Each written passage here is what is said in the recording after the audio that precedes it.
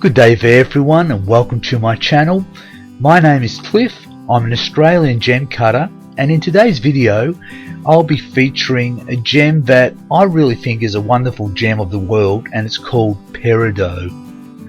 Peridot is known to be the August birthstone and the 15th anniversary gem. It's been mined historically for thousands of years, and particularly by the ancient Egyptians, where they mined it on the Red Sea island of Zabragad. To the ancient Egyptians, Peridot was known as the gem of the sun, and it's one of the few gems that appear in one colour, and the intensity of the colour and the tint depend on the gem's iron content.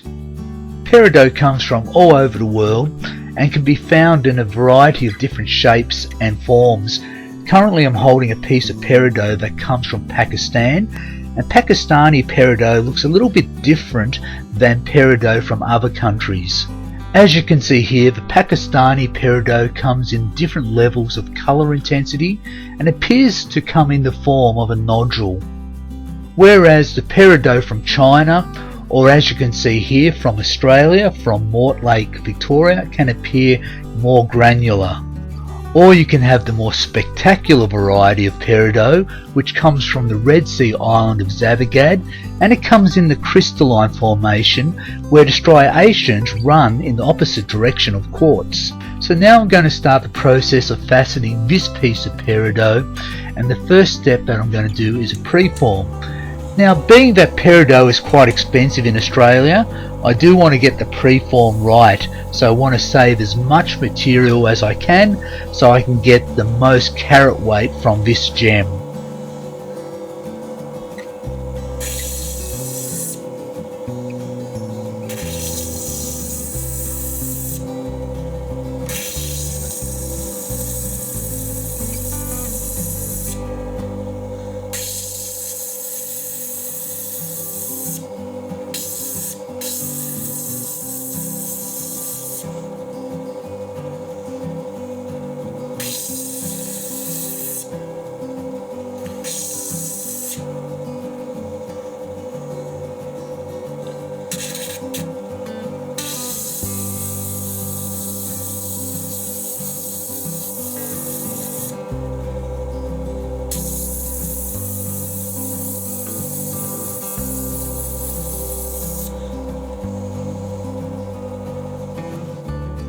So as you can see, the preform is now complete, and it's an oval shape, mainly to retain the most carat weight from the rough gem. Now, for those people who don't know, I'm a recreational gem cutter, so that simply means that I facet for a hobby, for the joy of cutting gems in my own spare time. So when it comes to preforming, unlike commercial gem cutters that preform virtually every day of their life, this is a skill set that I still have to learn how to do really well, but I do think I'm getting better. So just a little hint for the recreational gem cutters out there: whilst preforming your Peridot, don't go too heavy on the grit size on your lap. I wouldn't go over 600 grit. I used a fairly worn 600 grit to do my preform, as Peridot seems to cut a lot softer than, for example, quartz, even though the Mohs hardness is very similar. The name of the design that I'll be faceting for this gem is called the Universal Oval by Jeff Graham. Jeff Graham is a well-known faceter and gem designer from the US. Sadly, Jeff passed away quite a few years ago, but he designed this gem specifically for Peridot, and that's why I chose it. Another reason why I chose this design is because of the sequencing of the facets. Sequencing is the order of how the facets are cut from the pavilion all the way through to the crown. Now, that was something Jeff was really good at, understanding how the sequence of facets work. Now, unfortunately with this design, and this is with the benefit of Gem Cut Studio, you can see that a lot of the meet points are just not meeting up flushly. So I have a lot of work ahead of me, and I should be able to fix up the ones on the pavilion. As you can see, the meets aren't quite right, but with the crown, as I get towards the table, a lot of the star facets do not meet, so that will need special attention to get those to meet up as perfectly as possible.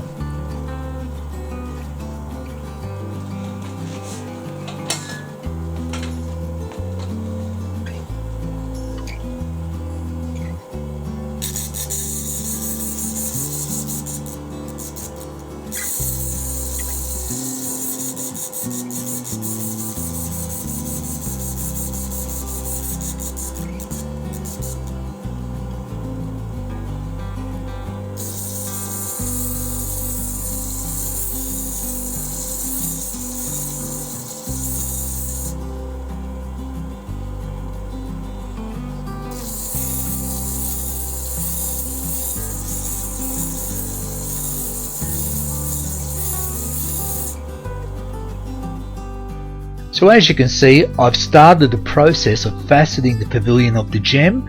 Now for those people who don't know what the pavilion is, it's the base of the gem that forms the pointy end. And unfortunately I've hit a bit of a snag where there are bubbles and slight inclusions at the pointy end of this gem. Now that means that I've got to grind those away, which also means that the carat weight of the gem will be significantly less, making the gem also smaller. So as you can see here, I've created a girdle outline and I'm faceting the pavilion facets to a center point. If you look closely enough, you'll notice that some of the facets have not quite hit the target on the culette. Now for those people who are learning how to facet, don't be too obsessive at this stage by trying to get all these right. When you get into the pre-polish, you'll be able to fix all that up.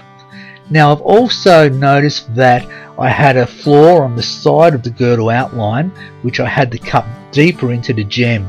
Once again, this loses more material, but there is no point having a flaw or an inclusion right on the girdle, because when you go to set the gem, if you apply pressure onto that area of the gem, it's likely to crack the gem apart. So the next step is to do a pre-polish on the girdle outline and the initial pavilion facets.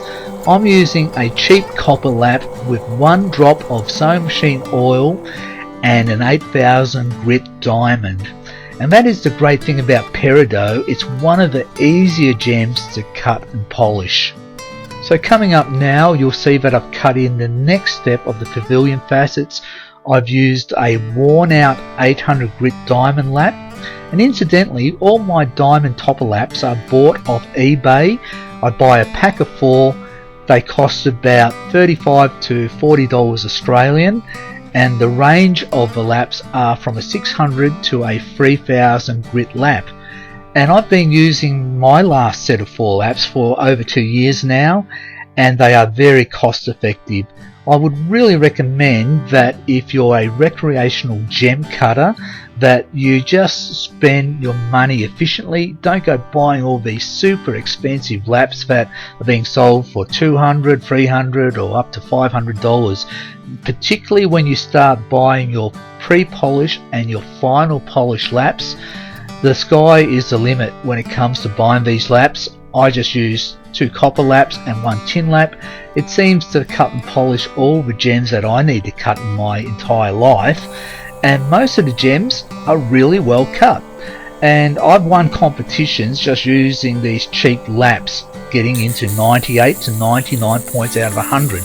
Haven't quite hit 100 points yet, but that goes to show that it's the skill of the gem cutter and sometimes not the actual tools that he's using.